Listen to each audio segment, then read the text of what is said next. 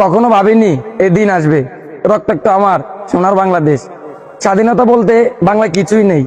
আজ উঠতে থাকা পতাকাও রশিকে বলে মুক্তি চাই।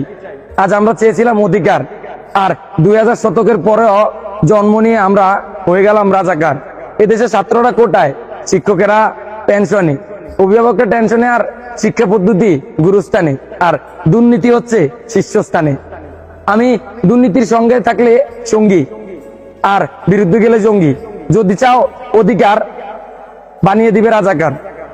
তবে হ্যাঁ, অবাক কাণ্ড হচ্ছে রাজাকারের মাথায় বাংলাদেশের পতাকা, আর যারা বলতেছে তারা দেশপ্রেমিক তাদের মাথায় হ্যামলেট। আমি যুদ্ধ দেখিনি, যুদ্ধ করিনি, শুনেছি ইতিহাস। 3 দশক পরে জন্ম নিয়েও হয়ে গেছি রাজাকার। তাই তো আজ 18 কোটি মানুষের একটাই স্লোগান, তুমি কে আমি কে, রাজাকার রাজাকার। অবাক চোখে চাইয়া ভাবি দেশটা কার আর দোষটা কার। আসল হিসাব চাইলেই শুনি আমি নিজেই একটা রাজাকার। দেশটাই আমার হচ্ছে চুরি, চুরি হচ্ছে অধিকার। চোর ধরতে নাইমা শুনি আমি নিজেই নাকি রাজাকার।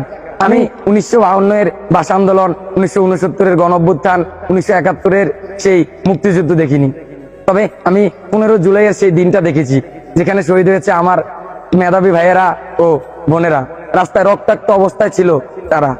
আজ আমরা একটাই স্লোগান বলি, তুমি কে আমি কে, রাজাকার রাজাকার।